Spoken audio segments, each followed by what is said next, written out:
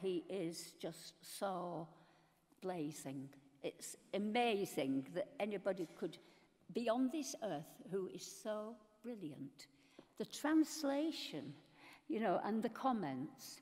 Right, so these two books, they each concern two different spiritual systems. And both of these systems, each one of them, has influenced the world ethos. Hinton says that Chinese poetry, which is completely imbued with the Tao philosophy, has had more effect than the Tao has had more effect than any other spiritual system ever, except until recently, when the other system, which isn't even a spiritual system, took over. So, I'm going to talk about the Raglan book first. It's an anthropology book. It's a book based on primitive ritual of human sacrifice, which spread throughout the world about 2000 BC, possibly started in Egypt. And the theory of this book is that the myths that we've all heard of are the book of the words which were recited at this magic ritual.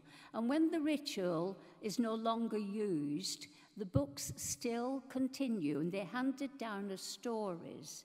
And the reason that that happens is because they're important, they are magical, and they still have a feeling of the magical power that they're able to give. They come down right to fairy tales.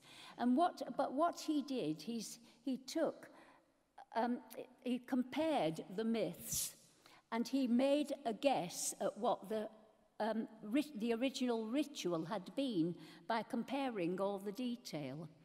And so, for example, the Christian belief is one of these myths. And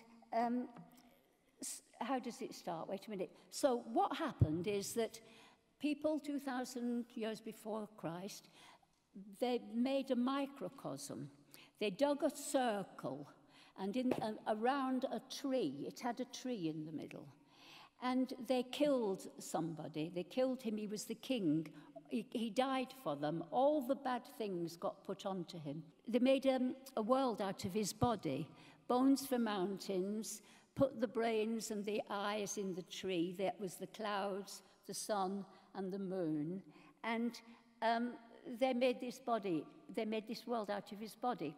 And then what they did in this process is they took two rib bones and moulded clay mixed with blood, his blood, clay from the compound mixed with his blood, and made two little figures. And then a young man and a girl came down from the tree. They'd been hidden up there. The point about all this is that they were his children because they'd been made out of his body, and then they appeared by magic. And the young man would be the king next year, but that got commuted, so they found deputies instead of him, and the kings carried on, in the end, living a full life.